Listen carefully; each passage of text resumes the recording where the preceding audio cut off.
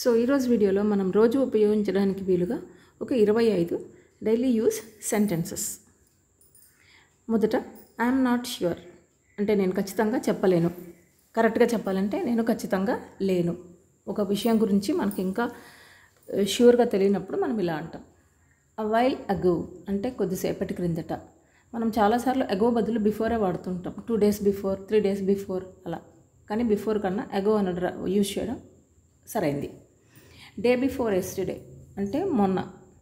Day after tomorrow అంటే ఎల్లుండి. Don't be adamant. Adamant అంటే మొండిగా ఉండడం. సో డోంట్ బీ యాడమెంట్ అంటే మొండి చేయకు అనడం. These colours are faded. Fading అంటే వెలిసిపోవడం. So these colours are faded అంటే ఈ రంగులు వెలిసిపోయాయి. Next the flowers are withered. Withering అంటే వాడిపోవడం. సో పువ్వులు వాడాయి. We live on the second floor. మేము 2వ అంతస్తులో ఉంటాము. యాక్చువల్గా మనం live on the second floor, కానీ తెలుగులో అయితే అంతస్తులో ఉంటాం. Live in the second floor అని చెప్పకూడదు. Next don't skip your lunch. భోజనం మానకు. స్కిప్ చేయడం అంటే వదిలేయటం. యూ రూయిన్డ్ ఇట్ అంటే దీన్ని పాడు చేసావు, లేదా యూ స్పాయిల్డ్ ఇట్ అంటే దాన్ని మొత్తం నాశనం చేసావు అనే ఒక భావంతో మనం చెప్తుంటాం కొన్నిసార్లు. అది హీ ఈజ్ డిగ్గింగ్ అతడు తవ్వుతున్నాడు. ఇన్ ద గార్డెన్ అలా అనమాట. It's been 6 years. ఇది కూడా చాలా యూస్ఫుల్ సెంటెన్స్ మనకి. It's been 6 years. It's been a while అంటే అర్థం 6 ఏళ్ళు అవుతోంది. ఇట్స్ బీన్ ఎ వైల్ అంటే కొంతకాలం అయ్యింది అలా అనమాట. The rice was chartered. Chartered అంటే మాడిపోవడం, నల్లగా కాలిపోవడం. ఎక్కువ వేడికి మంటలో పెట్టినప్పుడు వస్తువులు కాలిపోతాయి కదా, దాన్ని చారింగ్ అంటారు. సో అన్నం మాడిపోయింది.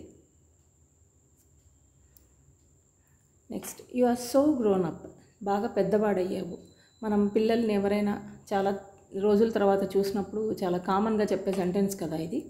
తర్వాత ఐ గ్రూ మెనీ ప్లాంట్స్. నేను చాలా మొక్కలను పెంచాను. ఐ గ్రో అయితే పెంచుతున్నాను, ఇప్పుడు పెంచుతున్నానని. I grew means past tense. It's not much. ఇది కూడా చాలా యూస్ఫుల్ ఫ్రేజ్ ఇది. ఇట్స్ నాట్ మచ్ అంటే ఏమంత ఎక్కువ కాదు.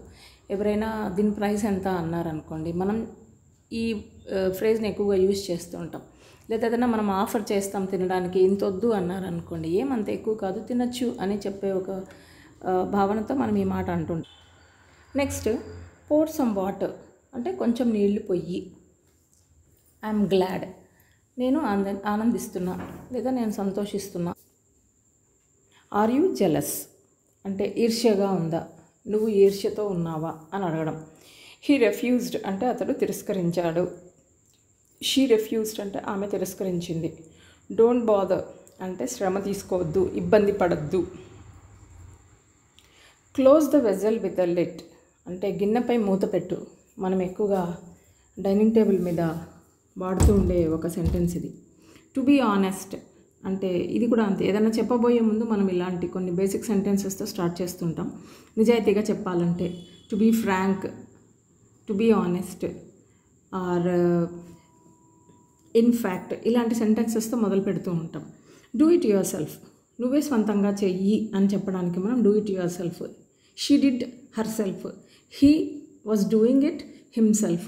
ఇవన్నీ ఏంటంటే స్వంతంగా తమకు తామే చేసుకున్నారు, చెయ్యాలి అని చెప్పడానికి your self, her self, his self, himself ఇలా వాడుతుంటాం అనమాట. హౌ డు ఐ లుక్ నేను ఎలా కనిపిస్తున్నాను. ఇది బోత్ పాజిటివ్ అండ్ నెగిటివ్. నేను ఎలా కనిపిస్తున్నా నీకు, అంత మరీ ఫూలిష్గా స్టూపిడ్గా కనిపిస్తున్నానా అని ఒక నెగిటివ్ సెన్స్లో అడుగుతుంటాం. లేదా నిజంగానే మంచిగా డ్రెస్అప్ అయ్యి నేను ఎలా ఉన్నానో అని అడగడానికి కూడా ఇదే సెంటెన్సే యూజ్ చేస్తాం, హౌ డు ఐ లుక్ అని. తర్వాత డోంట్ మైండ్ అంటే ప్లీజ్ ఏమనుకోకు అని ఒక్కొక్కసారి మనం పక్కన వాళ్ళని అడుగుతుంటాం కదా పొలైట్గా, అది.